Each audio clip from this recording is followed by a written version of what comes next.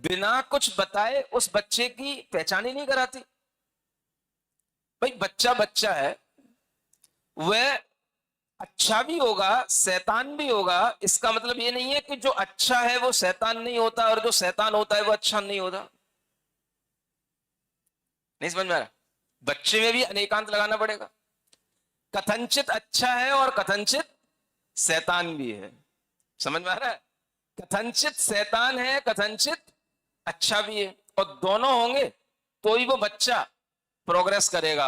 एक होगा तो न शैतान होकर के प्रोग्रेस करेगा, न ज्यादा अच्छा हो जाएगा तो प्रोग्रेस कर पाएगा। आपको ये भी बता दूं। नहीं समझ में आ रहा है? इसलिए हर अच्छा बच्चा शैतान होता है और होना चाहिए। क्या सुन रहे हो?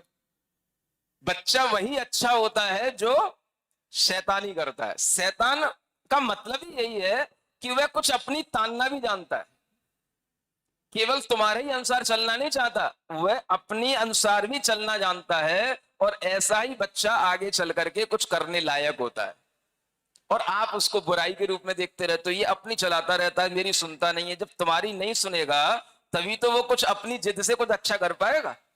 तुम्हारी सुन करके क्या अच्छा करेगा? क्या सुन रहे हो? तो बच्चों को कभी भी एकांत रूप से शैतान मत कहना। शैतान शरारती बच्चे अच्छे होते हैं।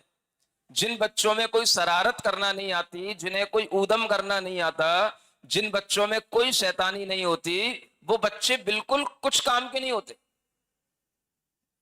तो आपसे कह रहा हूं, अगर आपको बच्चों को काम का बनाना है तो अगर वो शैतान नहीं है तो शैतानी सिखाना उनको, तो भविष्य में वो कुछ काम आएंगे। नहीं तो दिल्ली के चांदनी चौक पे वो लुट जाएंगे। नहीं समझ में आ रहा है?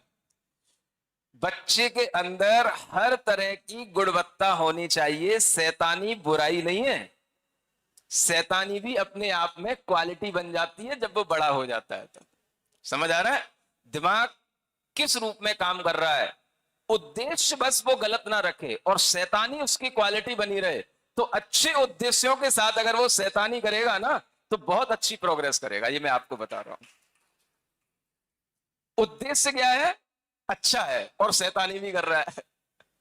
अच्छा उद्देश्य रख करके शैतानी करेगा तो वो अच्छी उन्नति करेगा। ये आपके लिए बता रहा हूं इसलिए कि अच्छा नितांत अच्छा होगा तो वो कुछ नहीं कर पाएगा। इसलिए ऐसी कल्पना ही नहीं करनी चाहिए बच्चा मेरा सिर्फ अच्छा ही हो, शैतान ना हो। अनेकांत दृष्टिकोण से आपको सोचना है। तो आचार्य कहते हैं हर क्वालिटी मुख्य और गौड़ के साथ चलती है। भाई अच्छाई मुख्यता के साथ है लेकिन शैतानी उसमें कहीं ना कहीं है, गौड़ है, ठीक है। किसी किसी में शैतानी मुख्य हो सकती है लेकिन अच्छाई भी उसके अंदर है। उस अच्छाई को भी उभारा जा सकता है या अच्छे उद्देश्य के साथ में उस शैतानी को भी अच्छाई में कन्वर्ट किया जा सकता है। ये अगर अनेकांत दृष्टिकोण से हमारा दृष्टिकोण बनता है बच्चे के प्रति तो हम बच्चे के साथ न्याय करते हैं, अन्यथा हम बच्चे के साथ भी अन्याय करते हैं।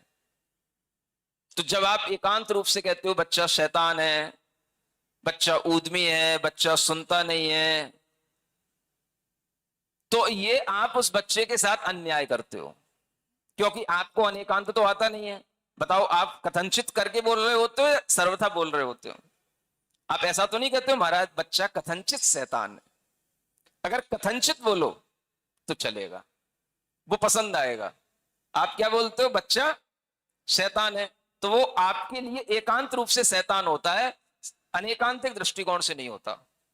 तो आचार्य कहते हैं हमें हमेशा हर संबंधों के साथ, हर विशेषण के साथ में स्यात् पद का प्रयोग करके यह समझना चाहिए किस मुख्यता से कौन सा बात कही जा रही है, और जो जिसकी मुख्यता है वही विवक्षित है, वही हमारे लिए मुख्य है। बाकी अन्य चीजें भी उसके अंदर हैं लेकिन वह अभी गौण है, वो सेकेंडरी है।